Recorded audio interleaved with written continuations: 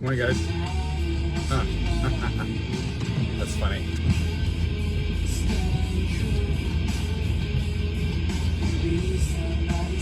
Be somebody's fool.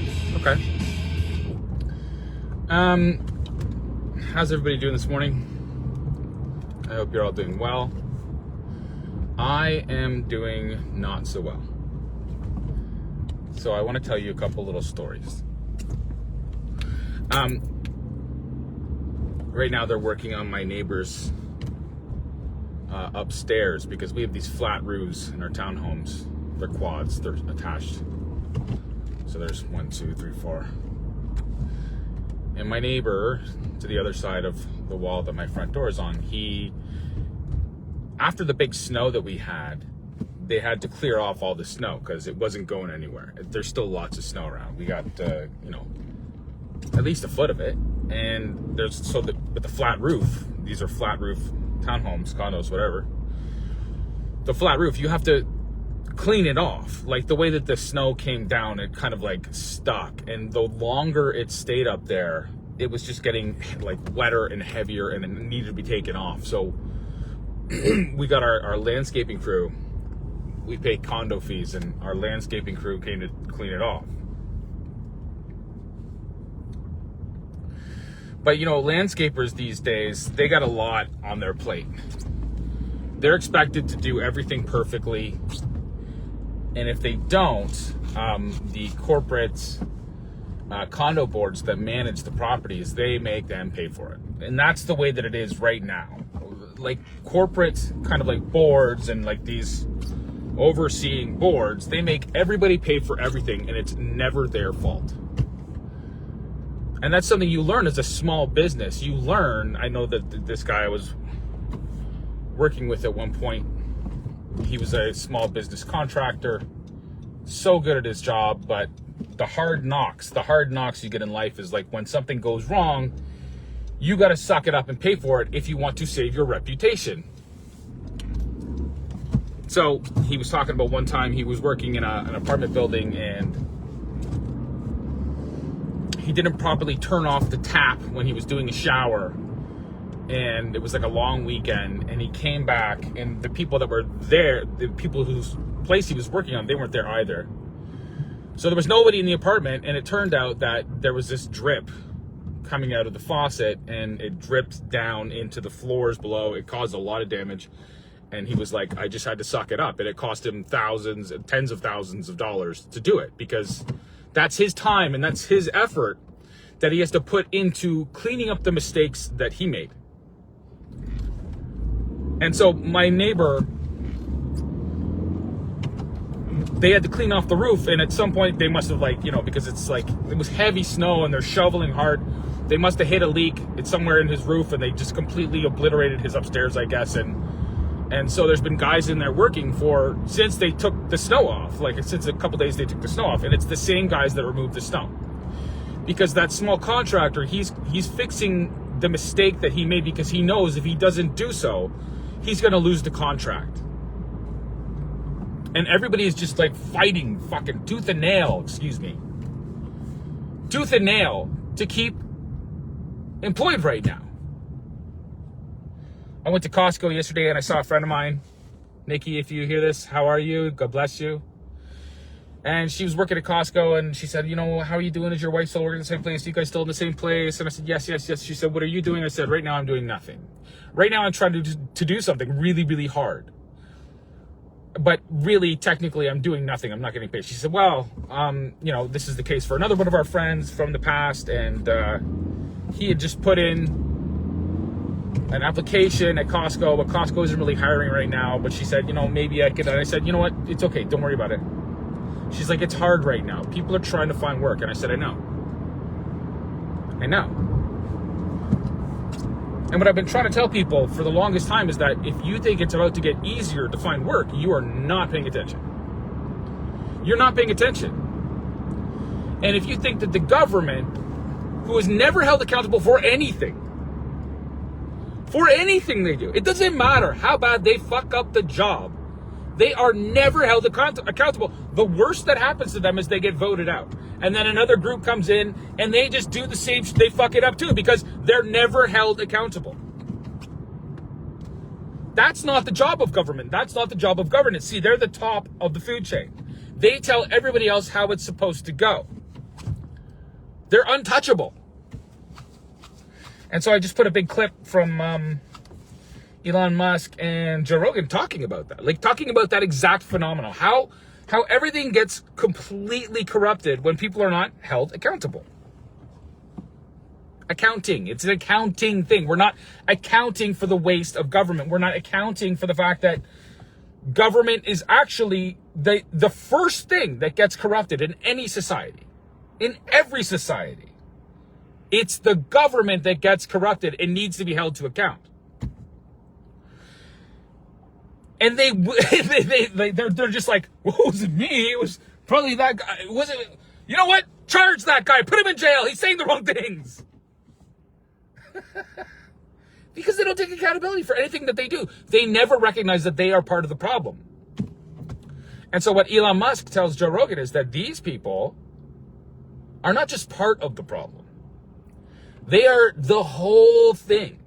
They are the entire entrenched bureaucracy. They are the people that never take responsibility for anything. They are the people with the good pensions. They are the people that have the easy jobs. They just push paperwork around. Their jobs are the first thing that's going to get automated.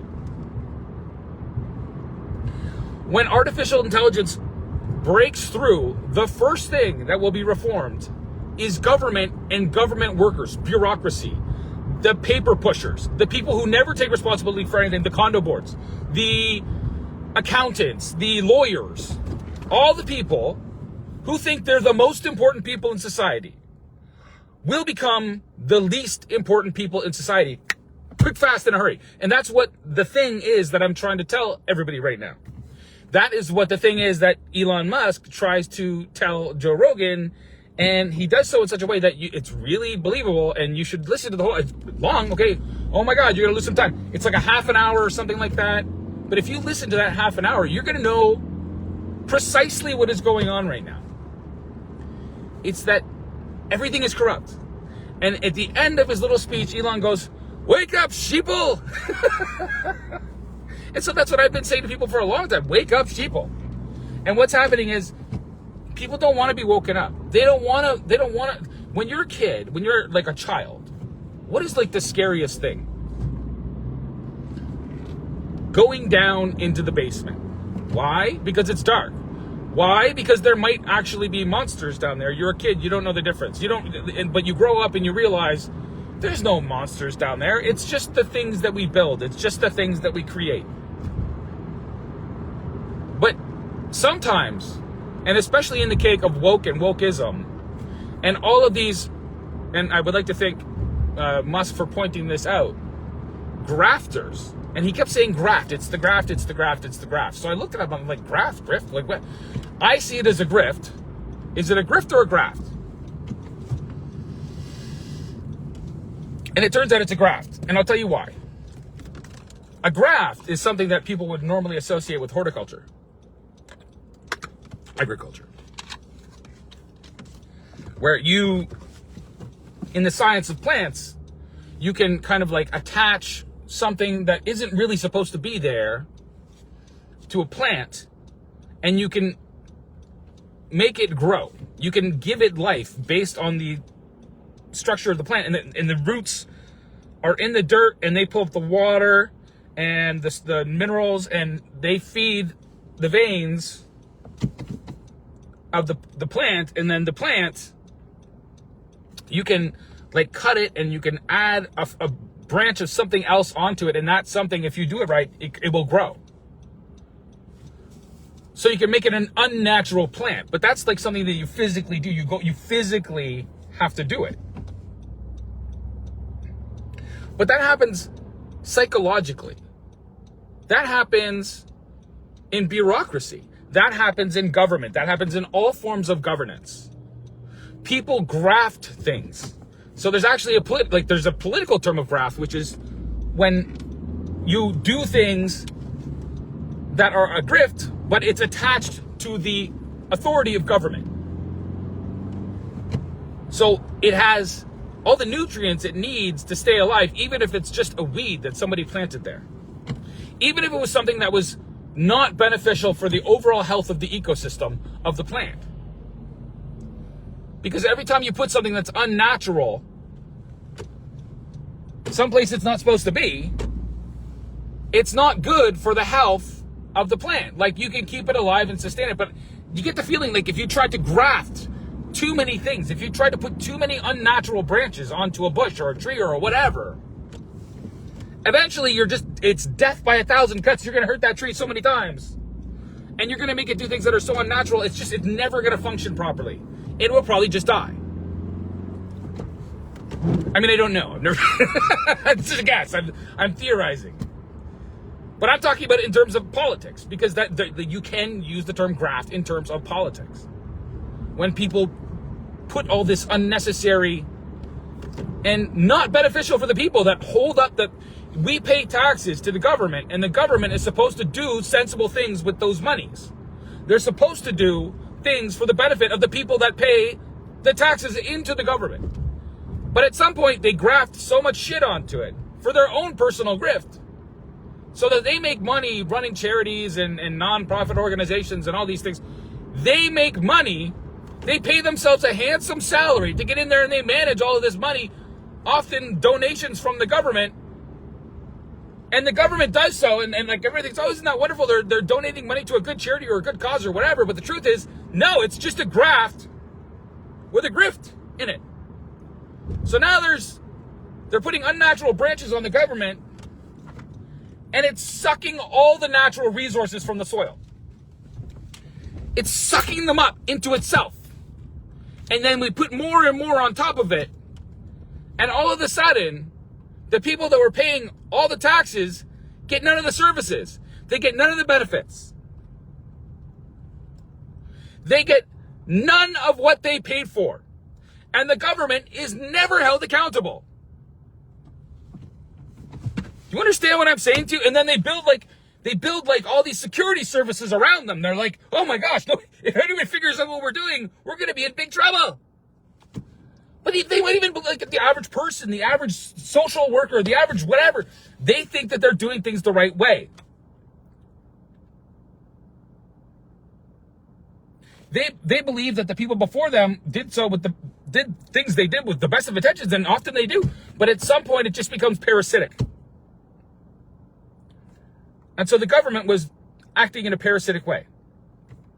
And now Elon Musk, he goes and he tells Rogan all about it. And that's supposedly what DOGE is doing. It's finding all of this parasitic behavior and activity going on in the government. And now people are all attacking Musk. They're like, oh, he's a technocrat, he's a this, he's a that. Really? Did you really want to send money to other countries for, I don't know, like gender reassignment? It doesn't even matter. Like, all of the stupid things that we were sending money for,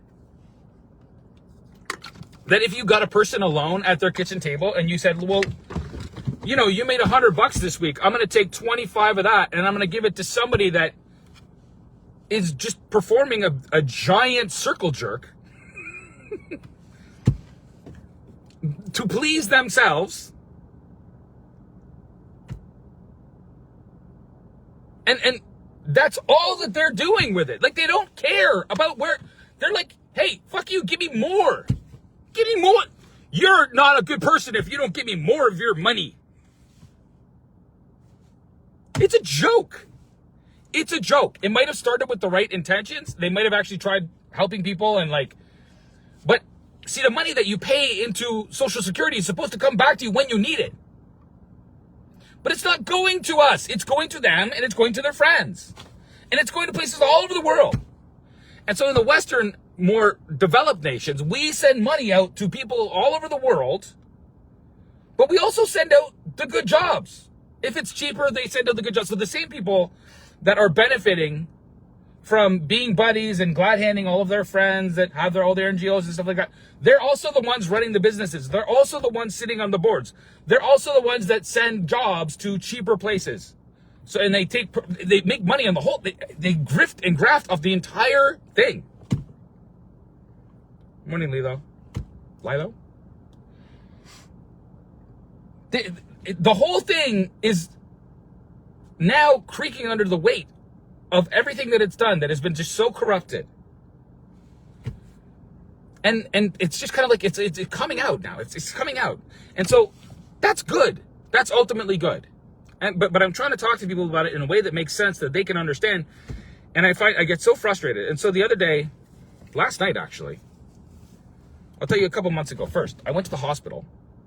I had like a panic attack because I see all of this stuff like happening, and I'm trying to get people to understand what I'm seeing and what I'm saying. And it's very difficult. And so I've been having like these kind of like stress. I was worried. I woke up in the middle of the night and I was having like pains in my chest, and I went to the hospital. And I waited in the waiting room for an hour or whatever, an hour and a half, as you do in Canada, because we have socialized healthcare, which is a giant grift and a graft. And they're never held accountable. We can't, see, the thing about social healthcare is you can't hold them accountable because they were doing things for the greater good, right? So I waited, and I got blood work done, and the doctor came in after like, I don't know, 4.5 hours and said, no, I did x-rays. He's like, well, there was nothing on the x-rays, and you're actually like, your blood work came back, you're healthier than I am. I mean, your heart work it looks better than mine does.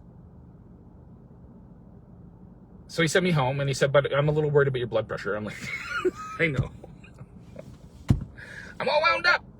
And he sent me home with like these blood pressure pills, and he told me to go see the doctor, and I haven't seen the doctor since, and that was like a couple to a few months ago. So, but this is my doctor's right here. I'm gonna go in and talk to them, because last night it happened again. Like I had like my chest was tightening up, and I only live like 2 miles from the hospital. So I actually said to my wife, I said, I'm gonna take myself to the hospital. Like this doesn't feel normal.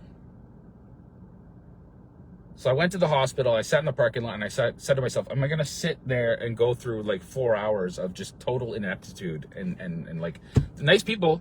I'm not saying anything about the people that work there, but they're obviously overtaxed. Whatever they can do, it's, first of all, these people are underpaid, they're underappreciated.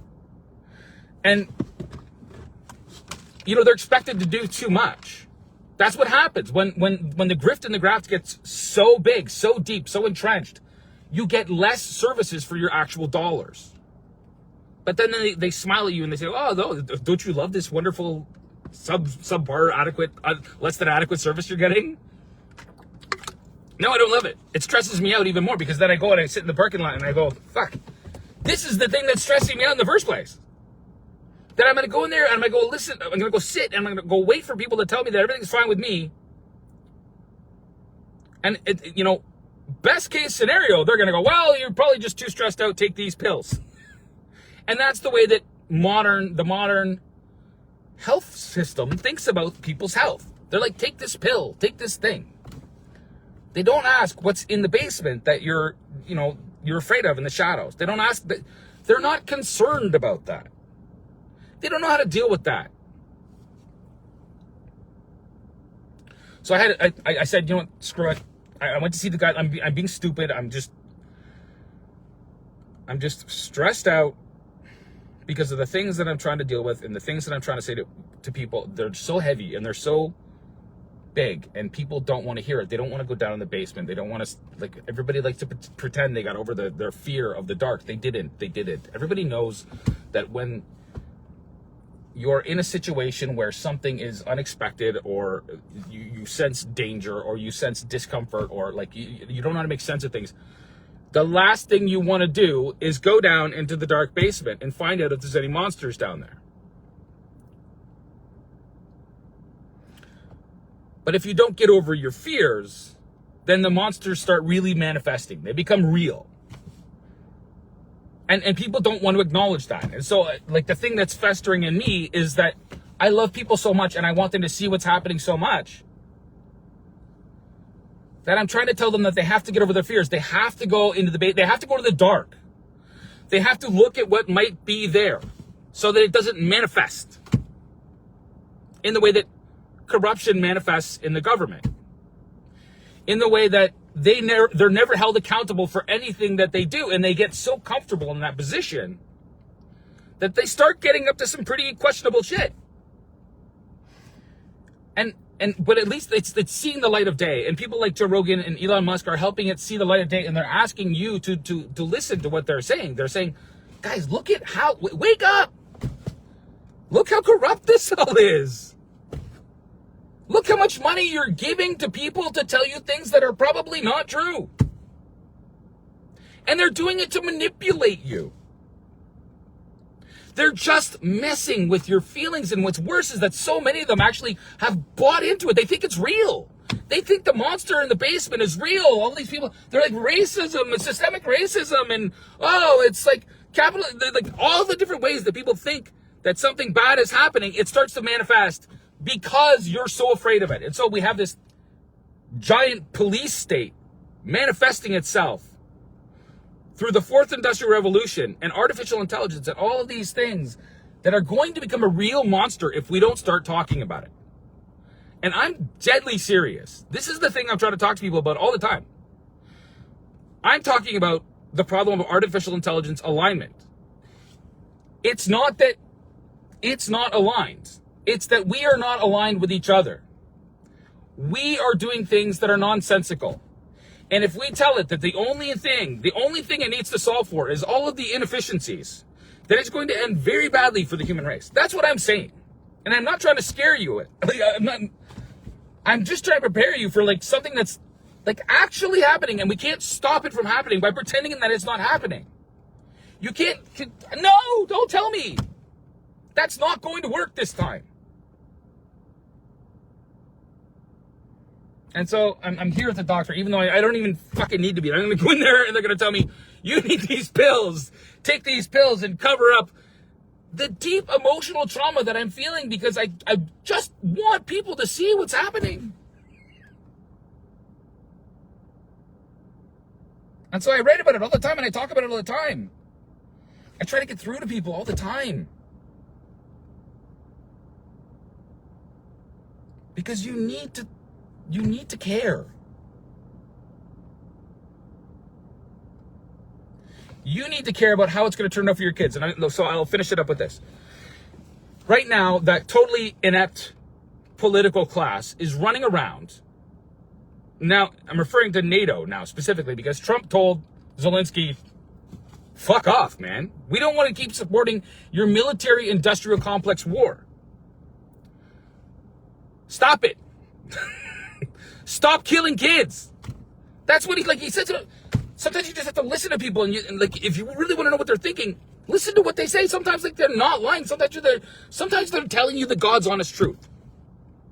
And so he says, I want the people to stop dying. And so what if Keir Starmer and Justin Trudeau and all these people at NATO, they all go to NATO and they all sit there and they shake hands with Zelensky. We're going to protect him, even if it means putting boots on the ground, Keir Starmer says. Even if it means putting boots on the ground.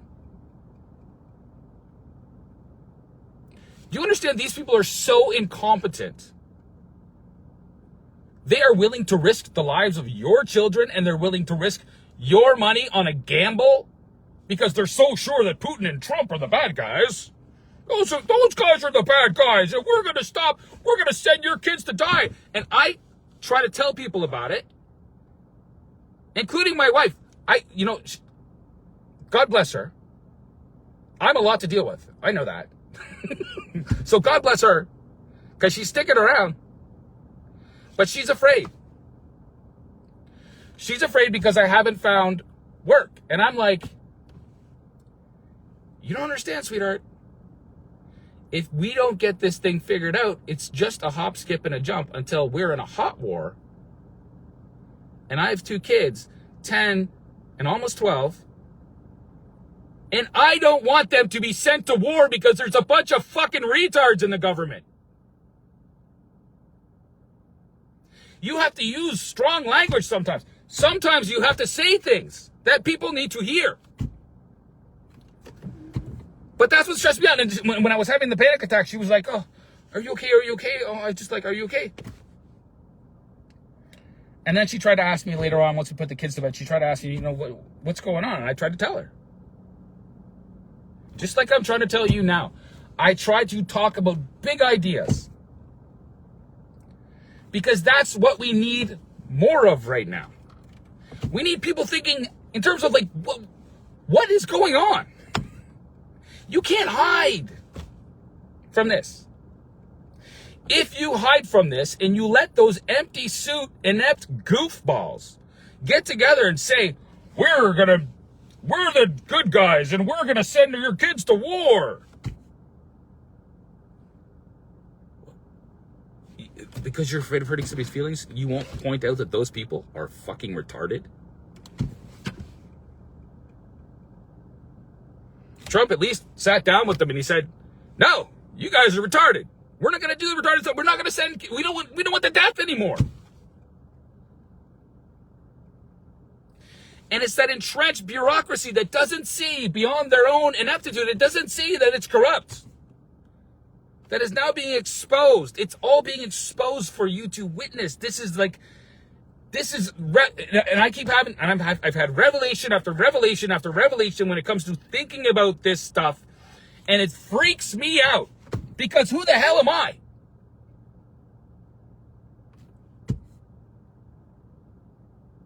And I'm just somebody that's trying to pay attention.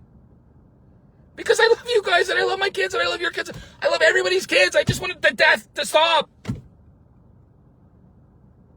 I want to confront my fears. I want you to realize that it doesn't take many of us to confront our fears. We just need a small group. A small group of people that actually try to really don't point fingers, just like talk bigger ideas. Talk in bigger ideas. I know you can do it. I don't think people are stupid. I think stupid is a choice. I think that those people at NATO are choosing to be stupid. I think their ego is getting the best of them. I think that their ties with the military-industrial complex and their ties with all of the corruption in government is so big that they cannot extract themselves from it. Because we don't have the group that is big enough and strong enough yet to say, I don't like what's going on here.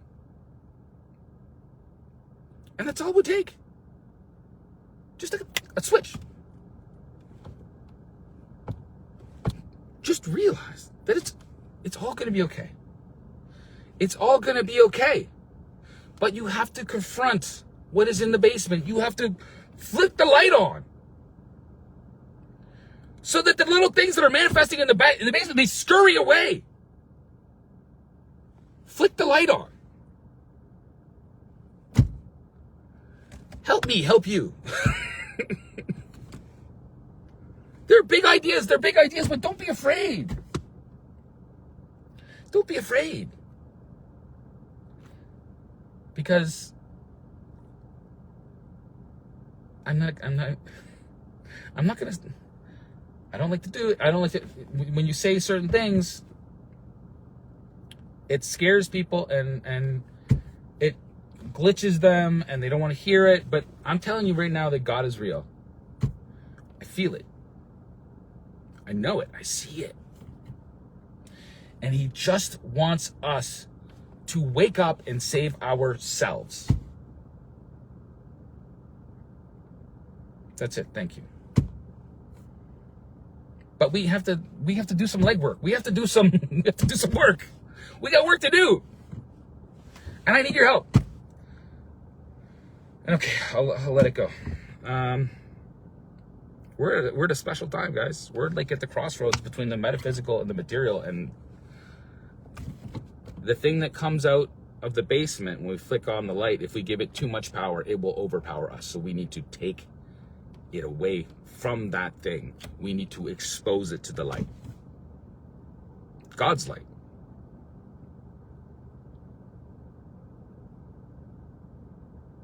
We need to stop letting these people send our children to die. Because they're not serious people. They got a demon. There's something going on with those people. I don't know what it is. But I'm not the judge. So before people get too militant about it, and I do not, I reject violence. This entire rant has been about the fact that I reject violence, and I reject the idea that if I sit here and I say nothing and I do nothing, that eventually they're going to send my kids to die. And I don't want to see any more Ukrainians die. I don't want to see any more Russians die. I don't want to see anybody dying. But we need to hold the people accountable who never hold themselves accountable. Because guess what? It's their fault.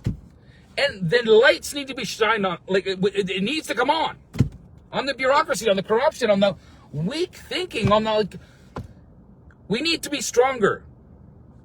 As a, like, world, we need to be stronger when we approach this stuff. Okay, I really am done. God bless you guys. Have a great day.